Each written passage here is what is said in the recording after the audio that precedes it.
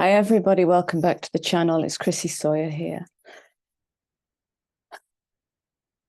Well, it's Scorpio season, and I wanted to speak to that again, and I want to bring in Samhain and that beautiful threshold crossing point where we make contact with something much deeper than our perception of reality can maybe conceive of. And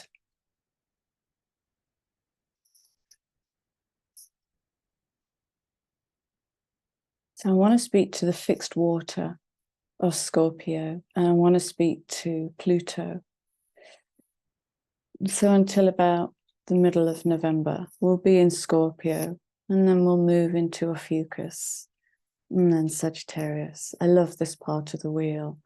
It's so intense and loving and chewy and painful. And like I say to a lot of my clients who really want to take their own journey in their hands, and they say, what can I do more of? I say, get good at crying. Okay. And so I've been making some notes this morning, just feeling into this energy.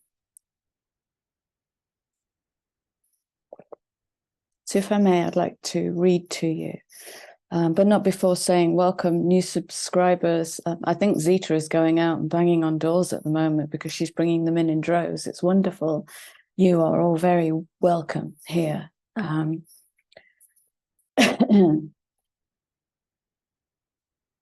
So, are you sitting comfortably? The other day, doing nothing, I noticed myself feeling tearful for no reason at all.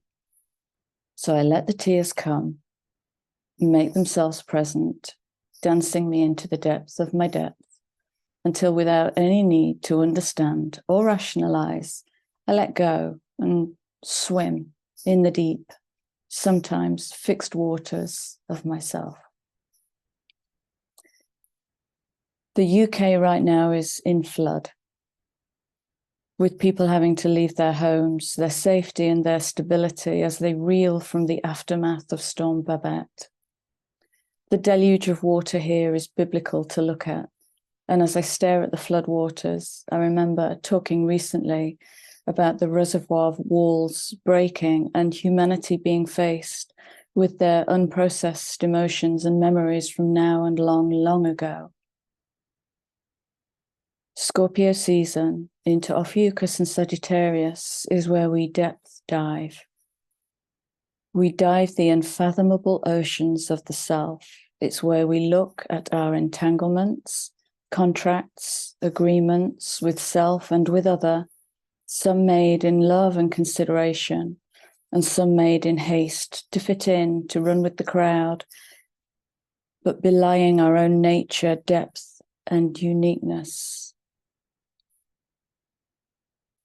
As Scorpio looks along its axis point at its opposite sign of Taurus, it begins to consider what it has built or what structures have sprung up unconsciously around its core essence, and it moves to reconsidering what and who it is in its fixedness.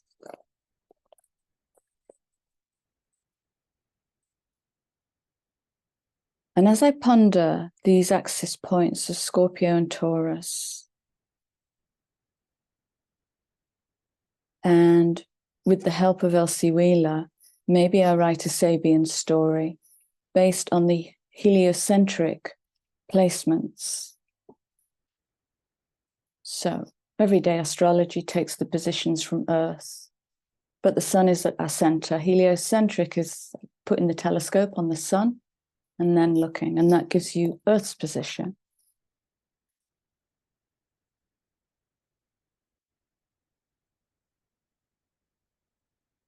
So, by coincidence, Earth is currently in Taurus. I won't read all the points out, just the Scorpio and Taurus points. And then what I've done is constructed a story for Scorpio and a story from Taurus made from those degree points within the Sabian symbols chart. And I will run on and just read them. So Scorpio, we have Sun at 2 degrees, Mercury at 15, Mars at 14. I'm just going to read for whole degree signs, not minutes. Taurus, we have Earth at 2, Moon at 2, and I'm going to read that degree for 2 degrees twice. Jupiter at 9, Uranus at 20.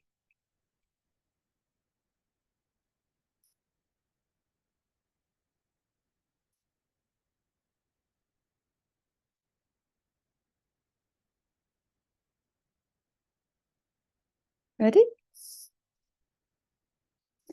A broken bottle and spilled perfume. The fine scent of deeds well done as it persists in the memory of men. Stimulation, recollection, spiritual immortality. Children playing around 5 mounds of sand. The world of the 5 senses as the playground of God and soul. Honest in self-expression. Bondage to patterns in sensory perception. Telephone lineman at work installing new connections. The will to association regardless of time and space. Linkage of separate realms. Spiritual living in spite of nature. An electrical storm, a sensing of the power and wonder of nature's forces. Complete transformation of the implication of all being, or an electrical storm, a sensing of the power and wonder of nature's forces. Complete transformation of the implication of all being, or AWE. A Christmas tree decorated, a symbol of the promise which outer life offers to the pure in heart, of immortality through giving of self to the race.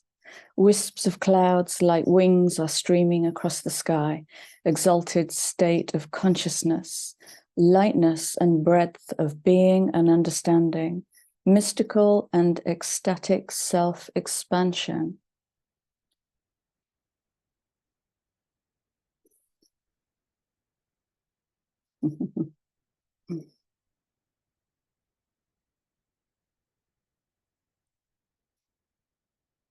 Even all these years later, Elsie Wheeler's channeling is still so precise and accurate, in my opinion, to the current energies.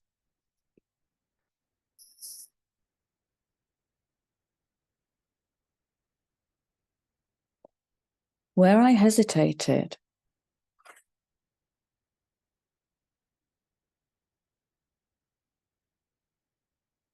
was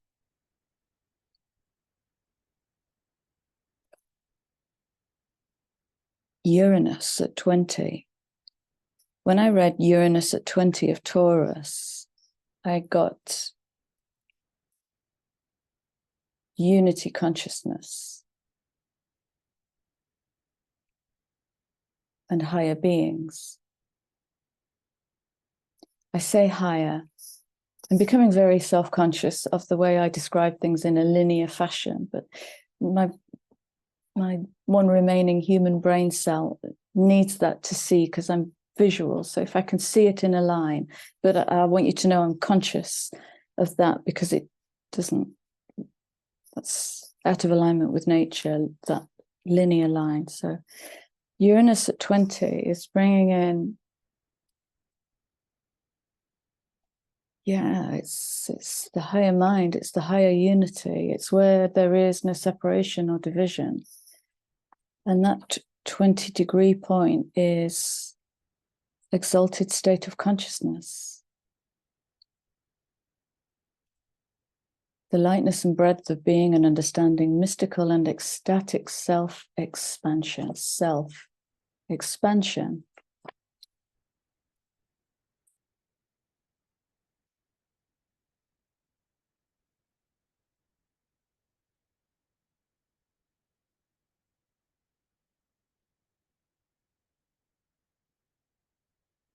So get good at crying in a really tender, loving way.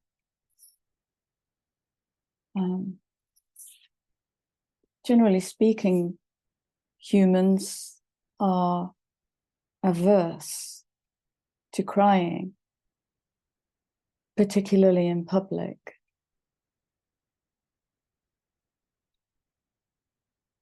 Okay, I'm being led to, I think I wrote a blog post about this. And I also think there's a matching video called The Breaking of the Dam or The Breaking of the Reservoir. And it was last July 22. This is when I first started seeing this come in. And I'd gone away with a friend for one of the eclipses last year. And we came out of our B&B and the car park had been closed off because an incident had happened on the pavement just outside the car park. And the incident was a dog had collapsed. And so there were lots of people all mucking in and helping out and getting this dog and its owner somewhere safe. And to my left, there was a woman crying. And I just went and stood beside her. And she looked at me. I didn't say anything. I just looked at her and she said, "Oh, I don't know why I do this. It's silly." And I said, "Is that your dog then?" She said, "No, I don't even know the dog. Don't know the owner, don't know the dog." I thought, that's interesting. That's 8th house. That's 8th house. So what's happening in her is she's being emotionally triggered by an event that has set itself up to appear on her stage in her theatre, to play out and go, just going to pull this harp string. It's not going to feel good. Dying. So she goes into emotional process and then gets lost in the intellect because I don't know why this is happening. Well, it's happening because you're hitting a previous wounding. So great. Thank you, dog. Thank you, owner, for turning up in the theatre. And so, thank you. That's really, really magical. That's magical. And knowing that, my aim is that we can more bravely let go of the intellect that wants to rationalize and understand. Emotions don't need rationale or understanding. They need space to be quiet or loud, gushing tears, ugly crying or gentle sobbing on their terms. And when we release the intellect, the body's intelligence takes over. So it becomes a somatic process. And there is no better season for somatic process than Scorpio. It's feeling like, again, I want to bring in this word, which is threshold. There is a threshold, and that 8 wants to break open. It wants to break. And expand. And I guess bring the tower down, because if we filled our tower with false beliefs about ourselves so that we can stay safe and stable in that Taurus opposite, it might only ever be the illusion of safe and stable, because when the waters come, you'll have to be evacuated. That's what's happening in England right now, 2 months before Christmas. And lots of people still celebrate Christmas and love Christmas. And I can't imagine that kind of upheaval. It hasn't affected me. So if you want to send your love anywhere, send your love to England, Storm Babette, and the effects of.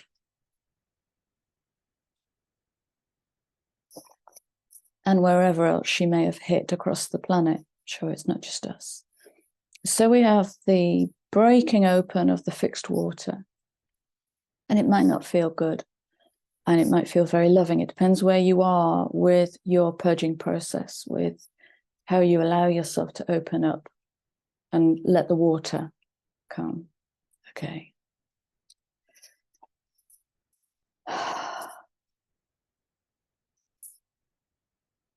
And the only deck that's singing to me today is the Lantern Oracle, because it's lovely and shadowy, but it feels like a warming fire.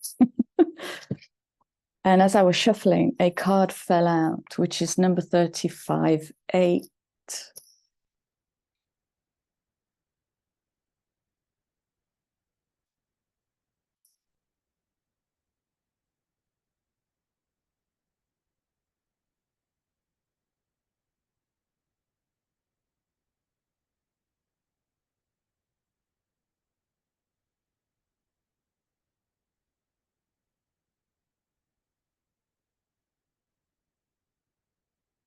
What I'm getting today for this 1111, I can't make this up, is, well, this dragon energy has just come in.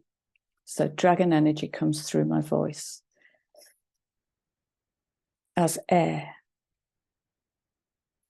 And it is used, so I use it in client sessions for deep, karmic, ancient healing. It's very powerful and it's silent. And what it's showing me is, I've got a headache now, is to do with them. There's something, let me show you the card. The card is called the Presence of Absence. And it's about something missing.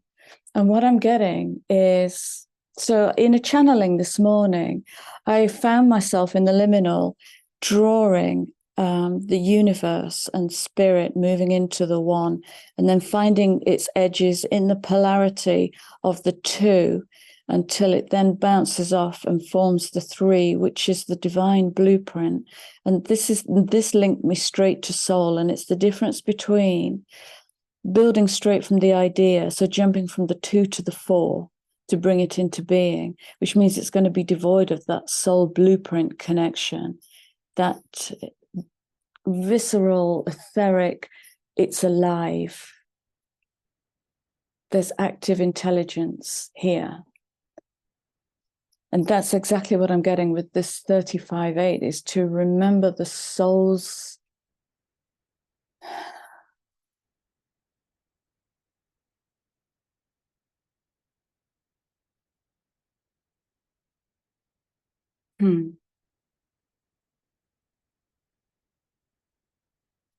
Oh, wow.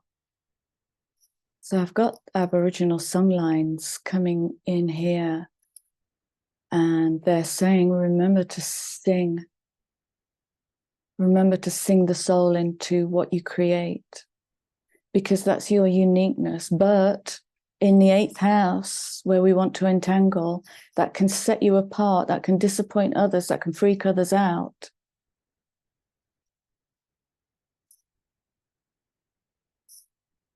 And if you're not standing firmly enough in the authority of that 8, then you might wriggle and go back into belongingness and turn down your light rather than stand fierce and dignified. So presence of absence, hold what is absence in the presence of your love. Face it. You might call it a shadow. You might call it a demon. You might call it the devil. But look at it with love. If it's a part of you, why would you hate it? And why would you, beating my demons? I've heard that so many times. Beating my demon. Your demons are you, honey. They're the part of you that got forgotten. It's in the past, forgotten.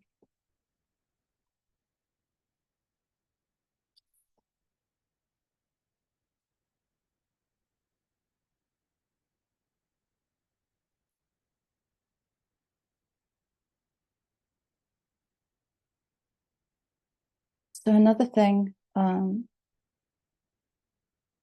wanted to speak to is, I can't find a name for this, so I'm calling it spiritual banking.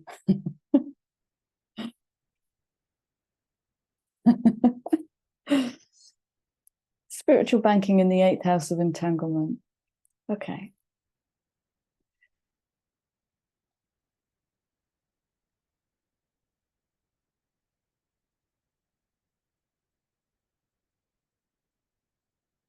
So often I will speak to clients about what to do after their session. It might be around their first or second session as kind of aftercare. Number one is always drink lots of water. So I'm going to be drinking a lot during this because my body is in process. My body is in its 12th house, according to my Western chart. So I'm moving through ancient shadow at the moment. We already have dragons here. So I'm going to stay soft. If I move to tears during the session, then you'll get me as I am. So when I'm in process, I drink lots and lots of water and tea. So sometimes I speak to clients about their aftercare.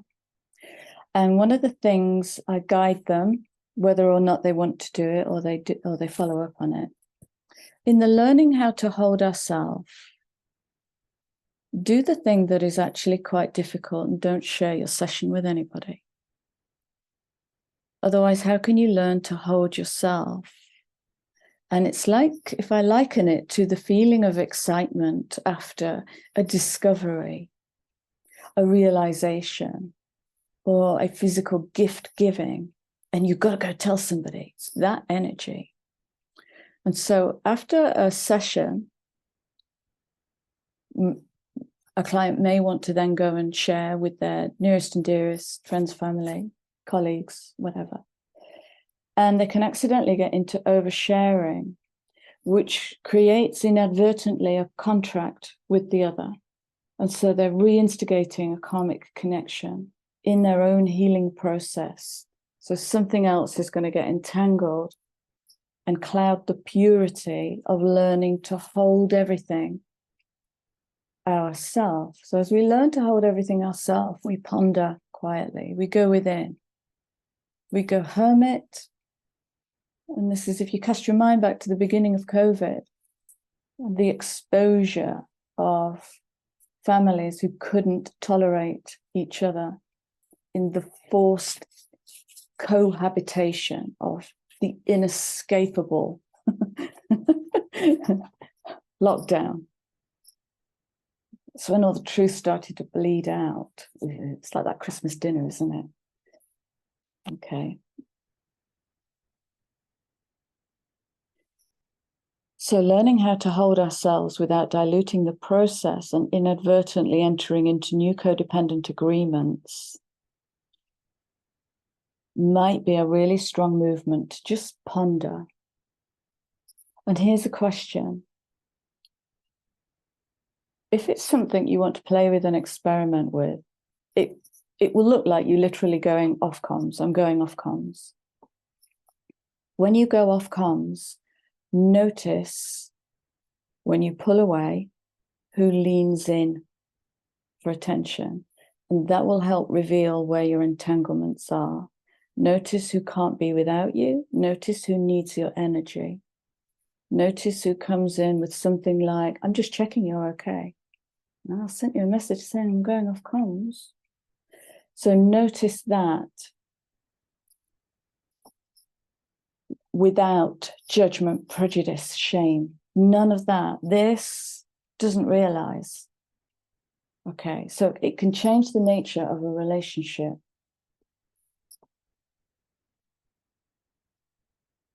So much I could speak to on that. I'm not going to. Because that's drilling into your depths and that's your job. All right, so that's the notes done. I'm just going to pull a few cards and keep it light because I don't want to get into the thinking, speaking. I want to stay in this deep feeling. I want to stay in my deep waters so that I can be fully present with whatever is going to come up. Thursday is my last working day of the week, the timing. So my weekend will be quite deep, and I'll let whatever wants to come up, come up. And so we begin with the presence of absence, presencing what's absent. And it's depicted here as people that this lady is missing. So there's a young one here and there's an elderly one here, whatever their relationship is. And there's an opportunity in the 8th house of relationship contracts, of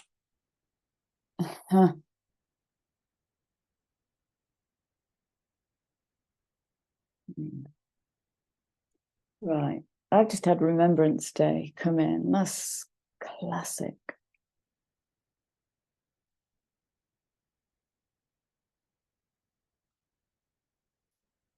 I spent many years with the absolute privilege of working with soldiers, PTSD and CPTSD. And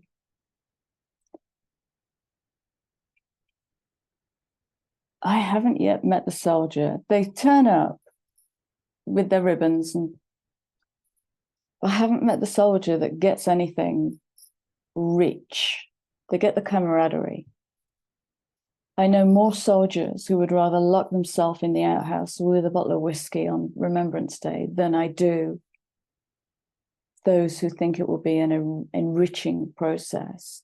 For me, Remembrance Day, and listen, if my opinion pisses you off, deal with it. It's okay. And bring it. Chrissy, you pissed me off. Chrissy, what you said linked me into my pissed offness. Okay. Remembrance Day is a locking in of karma. It's turning the wheel in the same direction and calling it healing and calling it something different. I've yet to learn where the light is. I've yet to learn where the evolution is in that 8. The 8 evolves and involves, goes down, goes up, goes down to get the shadow, brings the shadow up to the light, brings the light down, fuses in that midway. And in that we have the 44-8. Okay. So that just came in. That's a classic example of entanglements in that 8th house of sadness and how we think of the dead, and how often by comparison do we think of them in silly, funny, stupid ways, in loving ways, in embracing ways. Can we embrace our grief rather than, got to get this out of me, got to purge this? Can we embrace it? What does it say about you that you can even feel grief? You're deep to begin with if you can feel grief. You have love to begin with if you can feel grief. Okay. I've got the beauty way. You know that card from the Shaman deck? The beauty way is coming in. Okay, I'm just going to go straight from, wow. This is the underlying energy, and coming in on that 28-10-1, the birthing of the light. And moving forward, this is a really significant threshold here. There's no going back.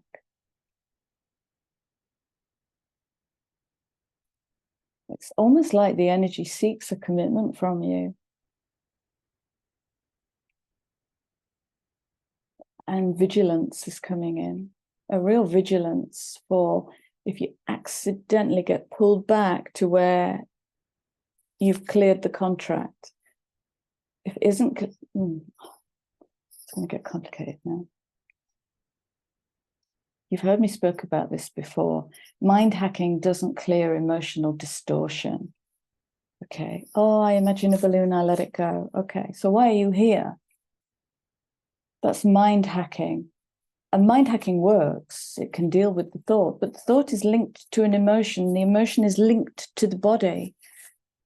Again, you know, we're going to link all of our bodies, emotional body. And if you want to go out to astral body, okay, physical body.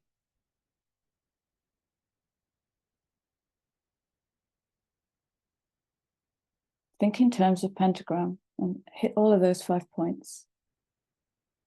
Earth, air, fire, water, ether. So moving forward, the first step is taken within our stillness. Yeah. It's feeling very hermity. It's feeling very log fire, I gotta say. Wish I had a log fire again. I miss my log fire.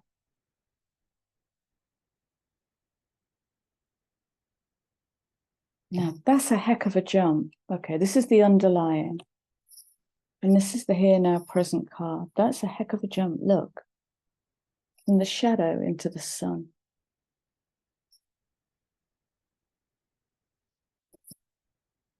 All right. I'm going to put shadow card there, sun card there, and shall we drop 3 cards into the middle? Show me this transition, please, in the collective.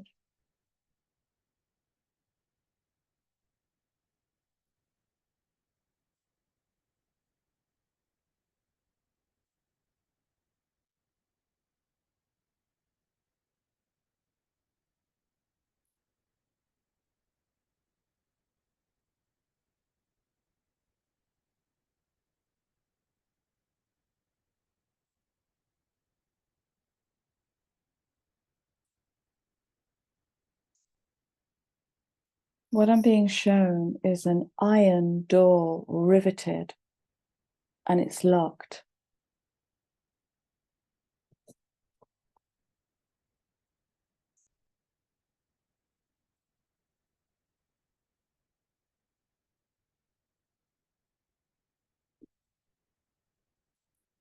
It is feeling like a commitment thing.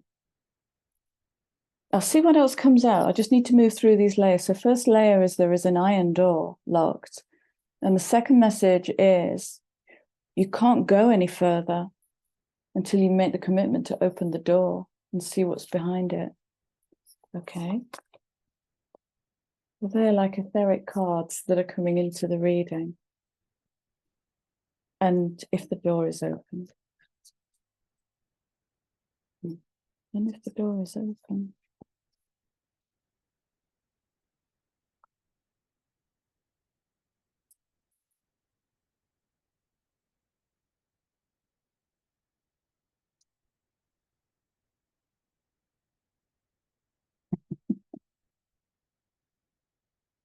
Oh.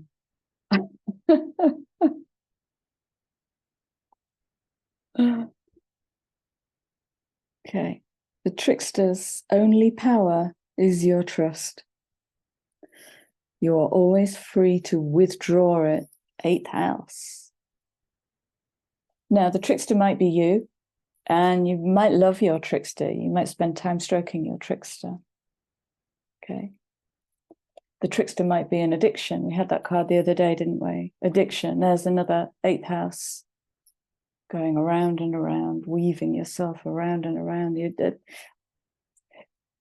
Based only on my experience of 15 years of being a practitioner, addiction is an expression of love. It always boils down to, I can't contact the love within me, and so I'll become addicted and love something outside of me, even when you say you hate it. It's an outpouring of love. It's a way of getting love out because we can't touch it within.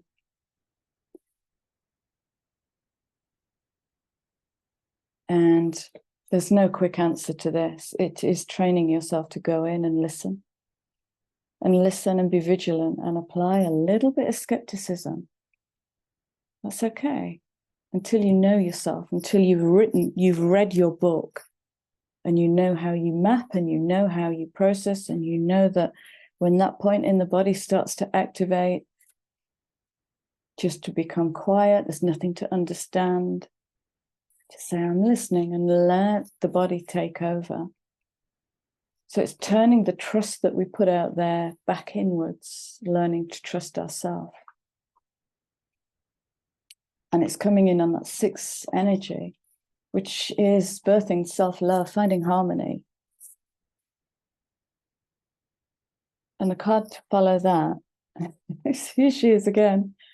It's beautiful. Grandmother Cosmos. My gosh, I love this card.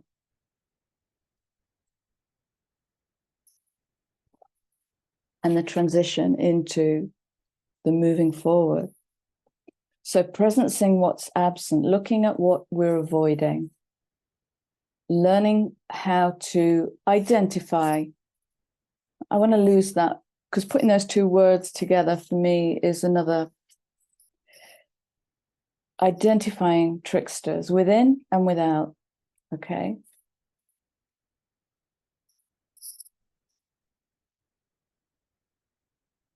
Realizing, tiny step, realizing, and then maybe writing a new term. And do you remember we mentioned terms and conditions? I notice that, and that's all. No judgment, no prejudice, no guilt. And that will create the bridge. That's the transition point, is the realization and the ownership, accountability to be able to move forward. And this is baby steps. There's no big leap here. That one realization can be this whole journey. Rinse and repeat, rinse and repeat. Transitions. I got to get some new glasses. You have all the inner resources you need to cross whatever bridges arise on your path. And you do. And you do.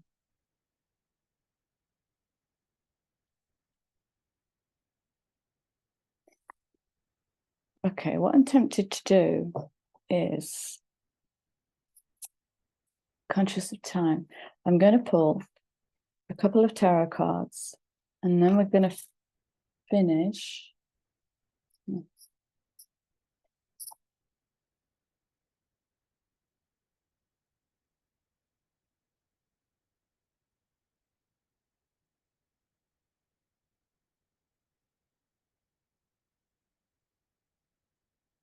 There's a story there, but it's not for now.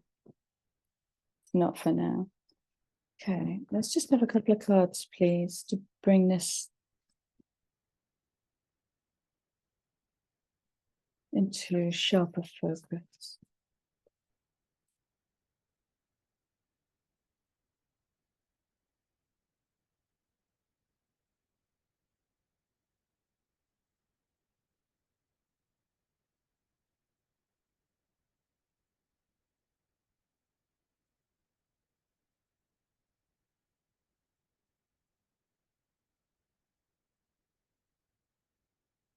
That's lovely.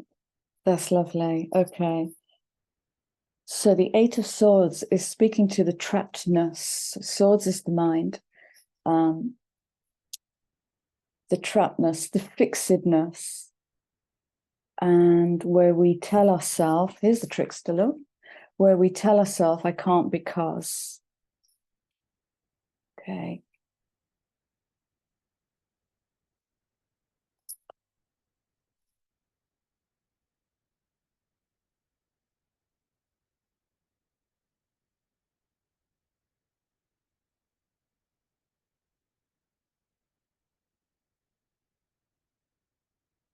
So I read tarot intuitively rather than archetypically. And what I get with this today is about expectations. And that might lead to some sadness about where expectations haven't been met. So that might be an interesting piece of work for you to explore. What was my expectation in this? And where do I feel I wasn't met? Because she's looking out, but the journey is within. So I'm going to put that on the transitions card, because it might be that all she's got to do is turn back in with those questions.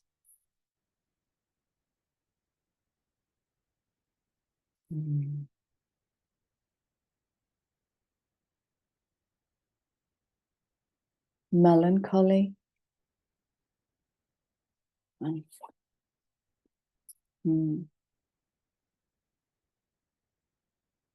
So this might speak to familial ties and cultural beliefs and cultural obligations that might tie us in that Eight of Swords, inability to change a thought about a member of the family because of karmic responsibility for someone else's story.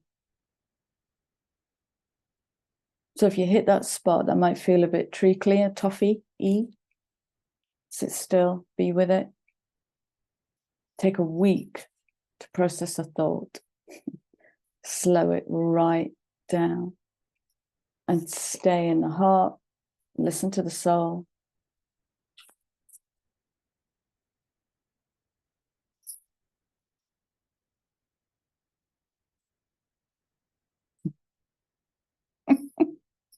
to become your own authority. Okay, you decide the steps of evolution in your own life as you walk towards the sun. It's up to you. It absolutely is up to you as you walk towards the sun.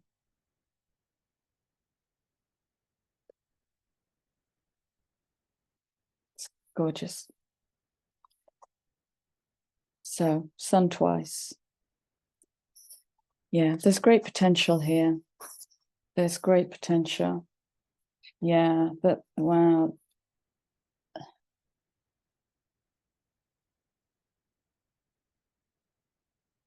Now, I believe we have Mars.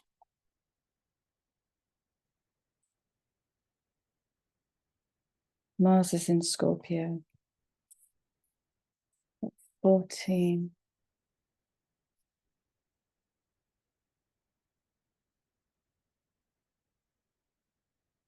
That's echoing the last message. Sit still, slow it down. Don't rush or compete to build, because your fire might be on fire. But if you sit in this slow water and feel your way in to, hang on a minute, what's my motivation to be in this? What am I building? Okay.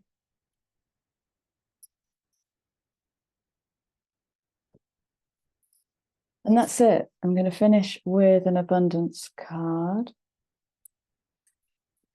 And then get on with my day.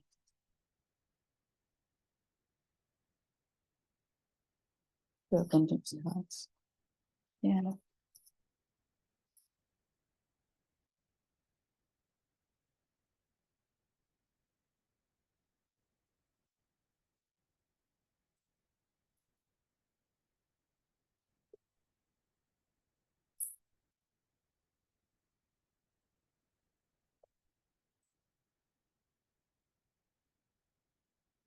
I love that. I love that. I love that. I love that.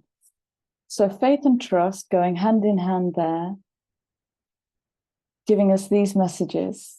Miraculously, amazingly, everything I need always comes. Now, when that becomes your outgoing broadcast, it creates its resonant counterpart.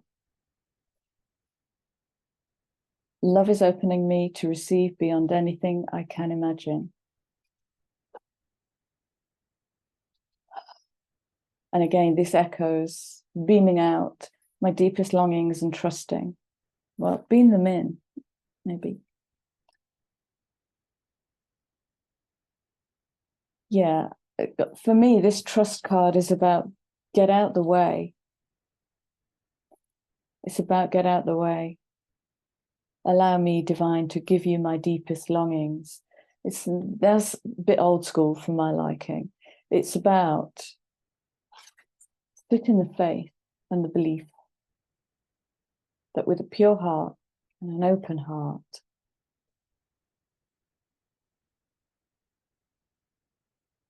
and healthy self-worth, all you have to do is allow it, let it and allow it. Okay.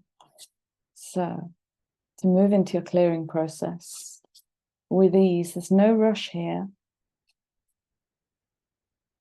to reveal your inner power. And this is coming into the authority of the Hierophant. This is where the rule book is written within, the terms and conditions exist within,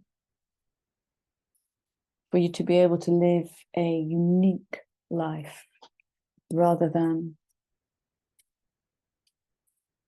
being similar or same. Okay. Ease, I love this. It's easy for me to receive. It's easy for me to receive. It's easy for me to receive. But I want to go back to the mind hacking, because that does not work as an affirmation. You gotta feel what's it going to be like. You feel it, create EER, which is an elevated emotional response. If you can't allow yourself to feel the ease of receiving, then that's trickster. That's trickster energy. Clearing.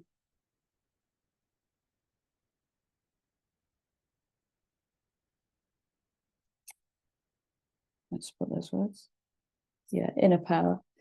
It takes courage to step into your inner dignity, ennoble your soul. It takes courage because you're going to start standing out from the crowd. So commitment, you've got to make that commitment. I don't think there'll be any pussyfooting around. Yeah, absolutely. Absolutely. All right, my darling, that is it. Thank you for being here. Please like, share, subscribe, drop me a comment, and check the community tab, because I tend to post quite regularly on there. I'm going to leave you with my love and love for all your fixed water. Okay, take care, guys. Have a wonderful weekend. Happy eclipse, and I'll see you soon.